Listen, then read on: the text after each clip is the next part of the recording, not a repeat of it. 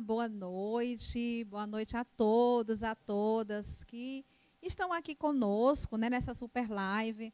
A segunda live da Só Educador, né, a primeira já foi um sucesso, e agora nós estamos com essa nossa live com um tema muito importante, muito do momento mesmo, né, que é a formação em Libras do professor ouvinte na educação do aluno surdo. Esses dias nós temos falado muito sobre a inclusão, né? Muitas escolas têm falado sobre a Semana da Inclusão, e nós especificamente iremos falar sobre a inclusão dos alunos surdos, né? Iremos ter momentos aqui de muito aprendizado, nós iremos ter momentos de compartilhamentos. Já estou vendo aqui algumas pessoas participando aqui no chat, né? E nós teremos, sim... estou vendo aqui a Maraísa, tem a Fernanda Souza, dos Três Rios de Janeiro, do Rio de Janeiro. Temos também aqui a Ana Caroline, né, está perguntando sobre o certificado. Vai ter certificado, sim, Ana Caroline.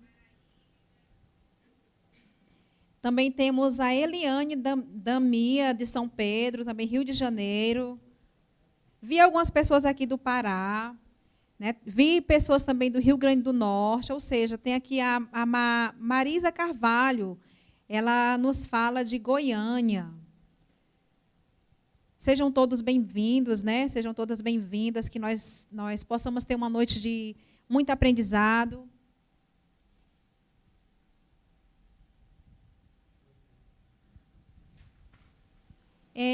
Não esqueça de convidar os seus amigos, não esqueça de compartilhar um link, de marcar gostei, né? Quanto mais pessoas você chamar para participar dessa live, melhor para a educação no nosso país.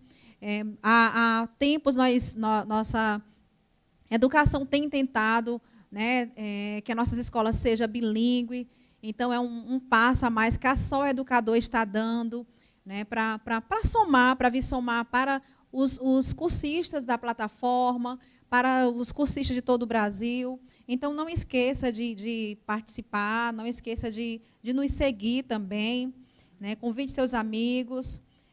E é um prazer ter todos vocês aqui, né? Esperamos ter uma noite de muito proveito, esperamos que a nossa noite seja de aprendizado mútuo. Nós vamos agora assistir um vídeo institucional, tá ok? E daqui a pouco nós voltaremos. Na Só Educador, Pronto, nós já estamos de volta, né? Agora eu vou me apresentar. Você já me conhece, né? Quem vem acompanhando a Só Educador já me conhece. Eu sou a Isabel Barros, sou coordenadora pedagógica da Só Educador. Essa plataforma de cursos tem sido bem inovadora, tem sido de muita colaboração no aprendizado, no apoio a professores de todo o Brasil. E hoje nós iremos ter uma convidada especial, a Gemima Rocha. Ela é licenciada em Letras, vou falar um pouquinho do currículo da Gemima. E nós iremos compartilhar momentos aqui de muito aprendizado. Ela é licenciada em Letras Libras, pela Universidade Federal de Santa Catarina. Ela é pós-graduada em Linguística Aplicada. Ela é tradutora e intérprete de Libras pela APILCE, FENES. E também ela é tradutora e instrutora de Libras, o certificado pelo ProLibras da Universidade Federal de Santa Catarina. Então, boa noite, Gemima. É um prazer tê-la aqui conosco. Noite. E eu vou deixar você falar mais um pouco sobre você mesma. Já fui muito bem apresentada, né? Mas eu sou Gemima Rocha, professora de Libras. Sou tradutora de Libras há mais de 10 anos em organizações da Prefeitura de Maracanaú, também instituições estaduais, em algumas instituições privadas. E já tenho uma bagagem, sou uma amante da Libras, né? Acima de tudo, eu me apresento como uma usuária da língua e uma amante da língua. Acima de qualquer outro título importante, eu me apresento assim. E é um prazer estar aqui nessa noite, podendo colaborar com a Só Educador, poder contribuir um pouco, né, para a educação inclusiva do nosso país, poder contribuir também com os alunos que desejam aprender um pouco mais dessa língua, né, que ainda está sendo divulgada, mas já está sendo bem aceita, né, em todo o território nacional. Nós já temos algumas escolas inclusivas, já temos tradutores de Libras espalhados aí por todo o país. Isso é uma felicidade e é um prazer estar aqui hoje, nessa noite, contribuindo um pouco mais com o que eu já aprendi e poder compartilhar para as pessoas que ainda não entenderam o que é a língua de sinais e o que é a Libras, né? Ok. Obrigada, Gemima. Agora, antes de continuar, eu vou lançar uma enquete e vocês participem, né? Deixa aí a sua participação. A presença de alunos surdos nas salas de maioria ouvintes compromete ou não o aprendizado de ambas as partes? O que você acha, né? Você acha que se numa sala de ouvinte tiver um surdo, vai contribuir, vai atrapalhar, vai somar, vai subtrair? Deixa aí a sua participação, né? E depois nós iremos comentar como é que vai ser o final, né, dessa enquete.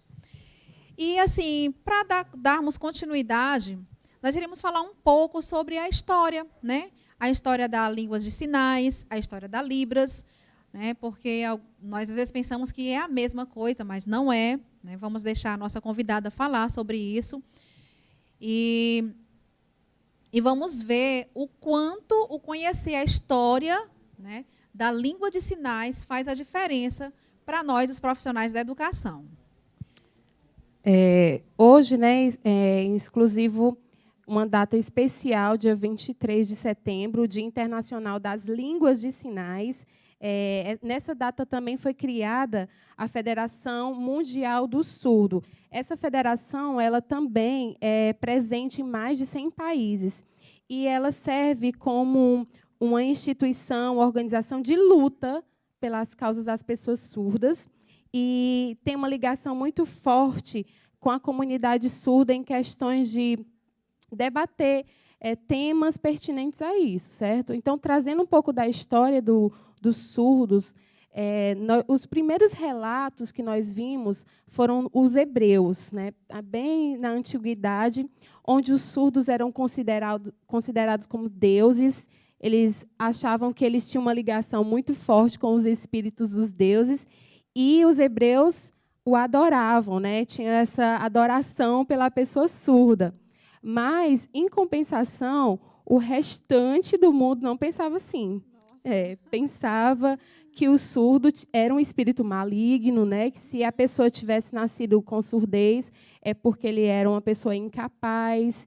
E, geralmente, o que fazia com essas pessoas era descarte. Em muitas situações, excluídas totalmente, muitas vezes jogadas de penhascos, jogadas no mar. Então, aquele ser era um ser que não precisava existir, não fazia parte daquele convívio ali. Então, se você nascesse deficiente, nascesse um surdo, com certeza, em outros países, você seria tratado dessa forma.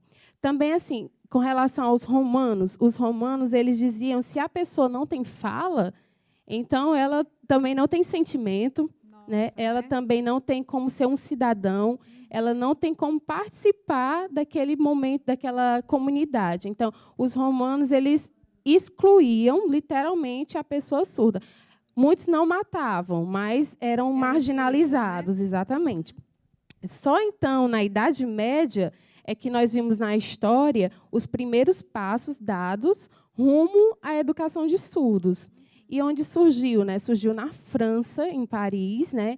com o Charles Macholepé. Ele foi um padre, né, que estudou e se aprofundou na língua gestual. Na época não era chamado língua de sinais, era língua gestual, perdão. E nessa época existiam vários surdos que gostariam de ter acesso à educação, porém não tinha ninguém que colaborasse quanto a isso. Então Então, o que foi pensado? Foi pensado em criar um alfabeto manual, né? Lepé pensou nisso, e dar os primeiros passos para tentar uma comunicação entre surdos. E, desde então, que foi sendo disseminado as línguas de sinais pelo mundo. Aí você pensa assim, língua de sinais é uma língua internacional? Né? Muita gente tem essa dúvida, né? Se a língua de sinais é uma língua que eu posso falar aqui no Brasil, nos Estados Unidos, né? E, trazendo para a nossa realidade de hoje, não é. A língua de sinais é uma língua, né, e tem suas peculiaridades de acordo com cada país, como o português, sim, como o inglês. Então, se você está nos Estados Unidos, você vai ter a língua de sinais americanas. E, se você está aqui no Brasil, você vai ter a Libras. Então, não é uma língua que eu consigo me comunicar mundialmente com todos os surdos. Sim. É uma coisa que ainda é um mito dentro da questão da língua de sinais. As pessoas sempre perguntam, a língua de sinais, eu posso falar aqui, posso falar em qualquer outro lugar? E não, né? Então, inclusive regional, né? E isso também é regional, vezes, muda, né? né? Nordeste para o sul acaba mudando. Sim, como né? Também o nosso oralismo, né? A gente, ao falar, nós temos os sotaques, né? Sim. Os nossos regionalismos, sim, e dentro da língua de sinais, ela também vai ter isso. Continuando aqui com relação à história, né? Lepé deu o pontapé inicial lá na França, mas essa língua precisava expandir. Sim. E como essa língua chegou aqui no nosso país, no Brasil? Ela surgiu no Segundo Império. A história conta que, provavelmente, Dom Pedro II teria um neto ou um parente mais próximo que fosse surdo. Então, se o imperador tem alguém que tem essa deficiência, ele não queria mostrar que ele era um incapaz, né? Sim. Ele trouxe da França o Ernest Rouet, e foi daí que surgiu a língua gestual brasileira, nacional. O Rouet veio, começou os primeiros passos com esse parente de Dom Pedro II, e logo em seguida ele viu que não era só aquele parente que era deficiente. Ele começou a pesquisar e viu que existia muito mais, né? Muito mais. E aí surgiu, então, a necessidade de criar uma escola voltada para a educação de surdos.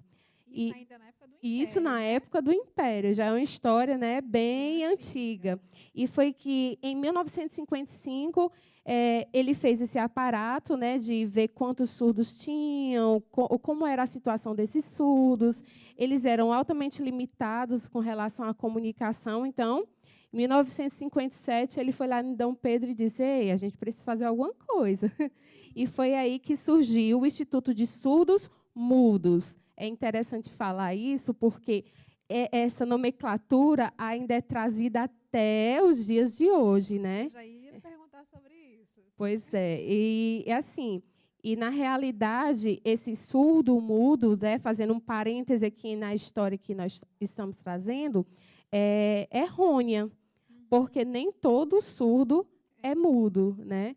E, então, a partir dessa criação desse instituto, que hoje ele é o INES, o Instituto Nacional de Educação de Surdos, que foi a língua de sinais foi introduzida no nosso país. E, daí em diante, nós temos visto as lutas, né, dos surdos para que essa língua seja realmente firmada dentro de todos os âmbitos institucionais. E, então, é um breve resumo do que a gente... Então, o termo correto são surdos. Surdos, surdo não. Mudo, Surdo, né? risque essa ideia da sua cabeça. Não existe surdo mudo.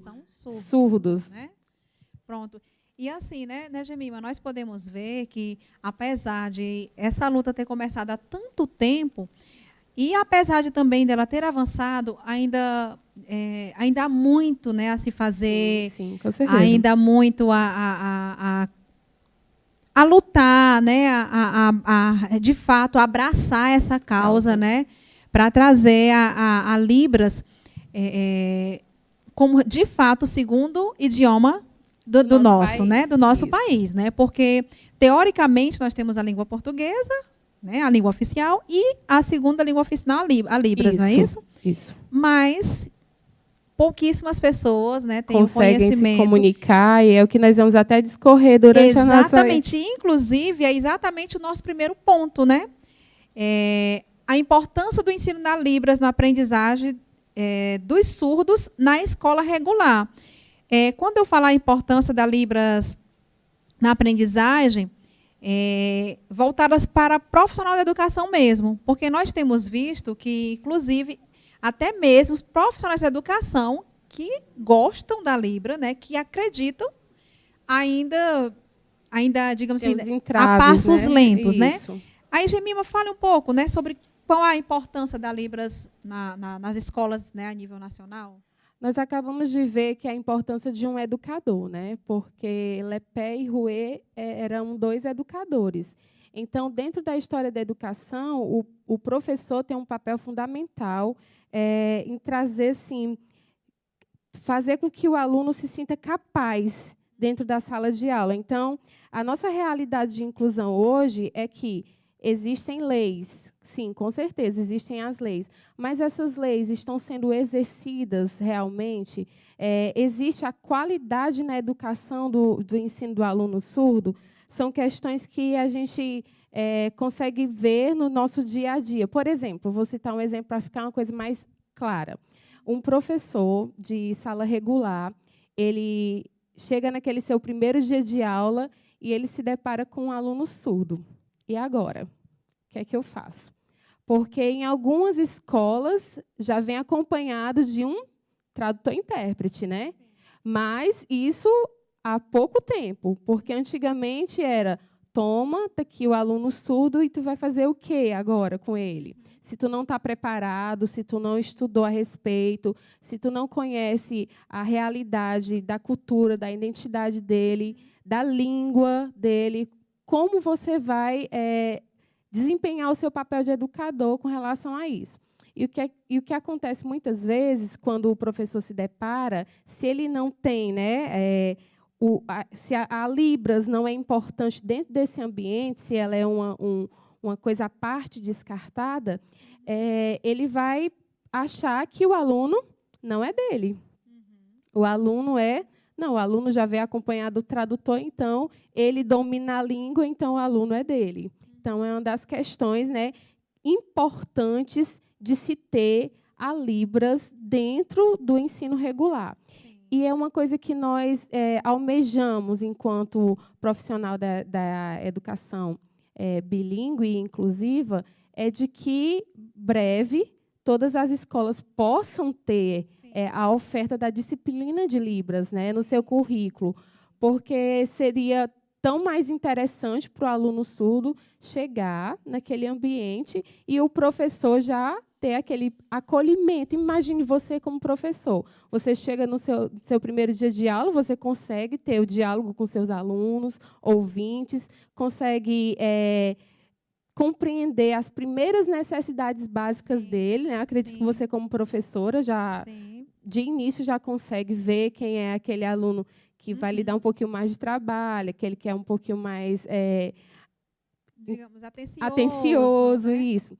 E com o teu aluno surdo, você vai fazer o quê? Se a Libras não for uma importante dentro daquele espaço. E assim, né, Gemima, não só o profissional da educação em si, mas o corpo todo, né, da escola, né, a importância de que a comunidade escolar toda se envolva, né, com o conhecimento da Libras.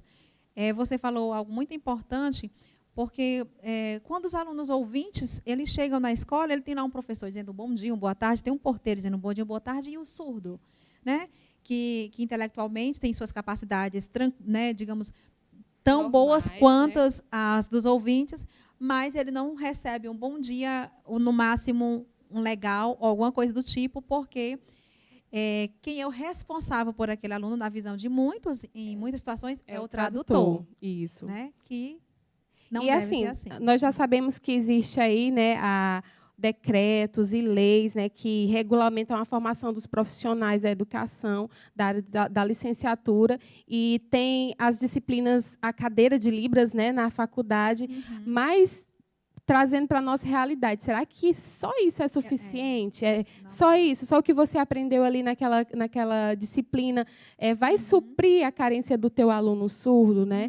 E o que nós temos visto, na grande maioria das vezes, é que tem causado frustrações de ambos os lados, né? Tanto do aluno surdo como do professor que fica lá. Como eu vou agir? Por isso que é importante ter. Eu tenho até um exemplo aqui de experiência vivida, de chegar em uma sala de aula, de ter um aluno surdo e a professora dizer, olha, eu não sei mais o que eu faço, porque ele quer me bater, ele quer bater nos coleguinhas e ele passa o tempo de cabeça baixa, eu não sei o que eu faço. Então, eu, enquanto tradutora, né, tentei ver ali no primeiro contato o que era que estava acontecendo com aquele aluno e ele só queria ser compreendido. Ele só queria que a professora se comunicasse com ele como ela se comunicava com os demais. E o interessante, o quanto é importante essa questão da Libras, o profissional da educação saber Libras, que eu estava lá como tradutora. Ele poderia se reportar a mim e eu traduzir para a professora, mas ele não queria. Eu quero falar diretamente com ela. Então, essas questões são questões que, se a Libras fosse algo natural dentro do ensino regular, nós não passaríamos. É onde vem a formação do professor, né? Porque quando eu me graduei, não havia essa disciplina, né? Hoje, sim, né? Acredito na maioria dos cursos voltados para magistérios, há sim a disciplina de Libras. E eu também compartilhando um momento em sala de aula, né, eu já havia até compartilhado isso com a Gemima, eu estava dando aula, eu sou professora de língua portuguesa, estava dando aula para o segundo ano do ensino médio. E lá tinha uma tradutora, tinha um aluno surdo, né, havia a tradutora, e ele pediu para ir ao banheiro. E eu entendi, né, eu tenho um conhecimento muito pouco de Libras, mas foi o suficiente para eu entender. E eu disse que podia, né? Fiz o sinal que podia, sim. E ele ficou admirado, né? E ele falou assim para a tradutora, né? Para a intérprete, assim, nossa, ela sabe, né? E foi tão pouco, né? Foi tão pouco, né? Ou seja, quando o profissional da educação ele tem o conhecimento da Libras, né? Faz a diferença na vida do surdo. E não só na vida do surdo, mas também para os demais ouvintes, porque alguns alunos já têm um interesse natural de aprender, outros não. Mas, a partir do momento que a escola em si, né, passa a ter esse interesse, vai contribuir, né, para que todos também passem a querer aprender. E, assim, Gemima, quais são os prejuízos, né, que nós podemos perceber na ausência da Libras no processo educacional? Né? Que prejuízos quais prejuízos? Assim, nós podemos pensar que a educação base, se o aluno não tiver o acesso dentro da sua língua, né, no primeiro contato à educação, a primeira coisa que ele vai querer é desistir. Não, aqui eu não fico. E pensando também na nossa realidade, a maioria dos surdos vem de famílias ouvintes. Então, ele vai ter o primeiro contato com a Libras onde? Geralmente, dentro do ambiente escolar. Então, é importante. Se ele não tem esse contato dentro da casa dele, se ele não tem esse contato com a língua dentro da escola, como ele vai se tornar um cidadão, né, capaz de correr atrás dos seus direitos, de ter uma formação digna, de ter um bom emprego, né? Se dentro daqueles ambientes onde ele precisa ser formado, ele não tem o acesso. E quem é que vai dar esse acesso? A educação, né? Então, nós somos regidos, né, pela Declaração Universal dos Direitos Humanos, e nessa declaração diz que nós nascemos livres, iguais, né, temos direitos à liberdade, à educação de qualidade. E será que isso tem sido colocado dentro das nossas escolas regulares, né, no todo? Então, os prejuízos que aquele aluno, qual é o futuro daquele aluno. Se ele, no primeiro momento ali, ele não vai ter a base firmada na sua língua materna, que é direito dele ter educação, né? Na língua materna. Porque o que nós temos visto muitas vezes é que alguns profissionais que não conseguem entender a importância da Libras, ele vai querer inculcar que o aluno precisa saber o português corretamente como um aluno ouvinte. O que já é difícil para o ouvinte muitas vezes. Exatamente. Né? O que dirá de um aluno surdo? Outro exemplo já vivenciado, de professores que cobravam perfeição na escrita do português ao aluno surdo. É exatamente por falta do conhecimento profissional, né? Exatamente. Outra coisa que nós podemos pensar também é que as escolas têm práticas de ouvintismo. Então, todo o currículo é voltado para aluno ouvinte. Sim. Então, um dos prejuízos que o aluno surdo tem é de estar nesse ambiente onde a metodologia de ensino não foi pensada no aluno surdo. Então, é um dos prejuízos causados pela falta desse conhecimento da importância da Libras. Você falou aí, Gemima, sobre a questão da igualdade, né? E aí entra a questão também da equidade, porque nós temos direitos iguais, no entanto, o acesso a esse direito, como ele vai chegar até nós e como nós vamos conseguir aquele aprendizado, deve ser trabalhado de forma diferente, né? Então, enquanto para um aluno surdo, para um aluno ouvinte, ele precisa talvez muitas vezes apenas assistir um vídeo, né, no YouTube, ele vai aprender. O aluno surdo ele precisa do vídeo mais um tradutor. Aí é onde entra a equidade, né? A igualdade já tem, opa, está aí, o vídeo está aí, mas onde está a equidade, né? Porque para que todos de fato consiga conquistar aquele aprendizado. Aí, Gemima, nós temos aqui uma pergunta de um aluno, de uma aluna, né, de uma participante, a Catarina. Ela pergunta assim, qual a melhor forma de avaliar a aprendizagem do aluno surdo? Né? Provavelmente, ela já trabalha, né? E como avaliar o aprendizado, né, desse aluno? Através da sua língua materna. Né? Então, nós temos aí alunos surdos que não são fluentes no português, mas são muito fluentes na língua de sinais. Então, você vai avaliar o seu aluno dentro da língua materna dele. Aí entra a parceria professor-tradutor.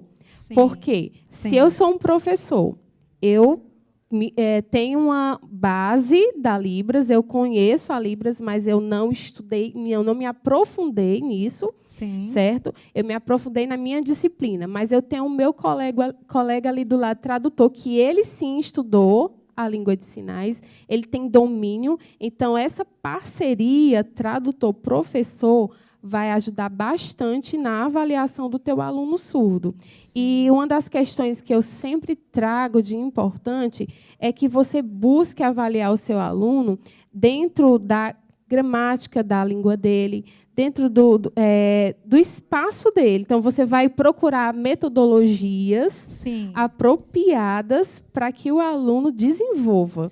Você já está, inclusive, respondendo a pergunta aqui da Valéria, né? Porque ela pergunta exatamente isso. Como um professor pode olhar para a singularidade do aprendiz surdo no momento de elaborar suas práticas pedagógicas? É exatamente o que você está falando. A metodologia, né? Você pode, né, continuar. A metodologia de ensino. Por quê? Nós podemos pensar assim. O aluno ouvinte, ele é desenvolvido através da audição e da fala, certo? Sim. Então, o aluno surdo, qual é o campo de aprendizagem dele? É aqui, espacial, pronto, visual. Sim. Então, você vai criar metodologias de ensino que atrai o seu aluno surdo através desse campo, certo? Então, você vai focar suas práticas, suas metodologias, o seu... todo o processo de ensino do seu aluno, você vai focar nisso, né? Trazer estratégias que causam esse interesse visual do teu aluno. Sim. Aí, tem uma pergunta aqui de uma aluna, ela está perguntando assim, com relação à gramática, né? A gramática dos surdos é diferente da gramática dos alunos ouvintes, né? Ela está com essa dúvida. Quando você entende que a Libras é uma língua diferente do português, ela tem gramática, sintática, tem tudo que uma língua oral tem, a língua de sinais também vai ter. Então, você vai conseguir distinguir. Não, eu não vou avaliar o meu aluno pela ótica do português. Eu vou tentar entender ele aqui pela ótica da Libras. Então, acho que é isso, né, que ela quer saber. Foi a Miriam Souza, né? Eu estava procurando aqui o comentário dela, ela faz essa pergunta. Em Libras existe uma gramática específica, como existe em língua portuguesa? Sim, existe, é exatamente sim. isso. Existe uma gramática específica. Pronto. Só para terminar aqui essa primeira parte aqui de perguntas, pegando aqui algumas participações. São tantas, aqui, né, que vem tem chegando. Um aqui que é bem interessante, do Marcílio José. Sim, pronto. Na linguagem de Libras, há sinais com quantidades limitadas. É uma pergunta bem interessante. Pronto. Primeiro, porque vamos tirar aqui essa expressão, né, linguagem. A Libras, ela não é uma linguagem, ela é uma língua. Certo?